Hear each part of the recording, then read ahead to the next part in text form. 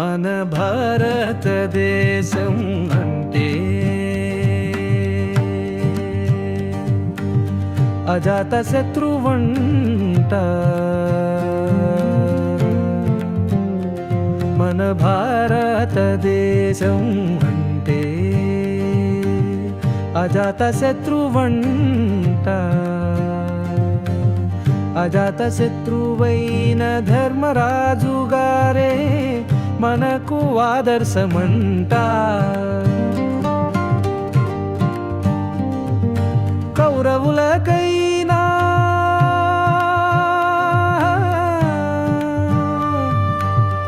ఎవ్వరికైనా కష్టకాలంలో ఆడుకున్న ఘనత మన ధర్మరాజు గారికే సొంతమంట. కష్టకాలంలో పాకిస్తాన్ కైనా చైనాకైనా సాయ చేసి ఆడుకున్న ఘనమైన చరిత్ర మనకుందయ్యా. మన భారతదేశం అంటే అజాత శత్రువంట. అజాత శత్రువైన ధర్మరాజు గారే మనకు ఆదర్శమంట.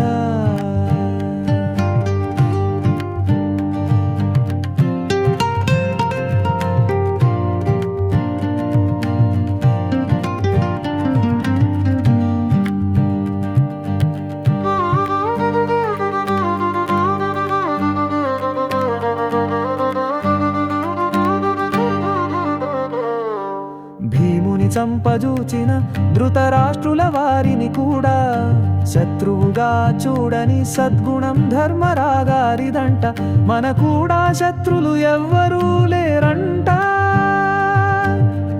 ధర్మజునిలా మనము కూడా ఎవరి మీద యుద్ధానికి పోమంట. మన మీదకు ఎవ్వరైనా వస్తే తాట తీస్తామంట. మన భారతదేశం అంటే అజాత శత్రువంట. అజాత శత్రువైన ధర్మరాజు గారే మనకు ఆదర్శమంట.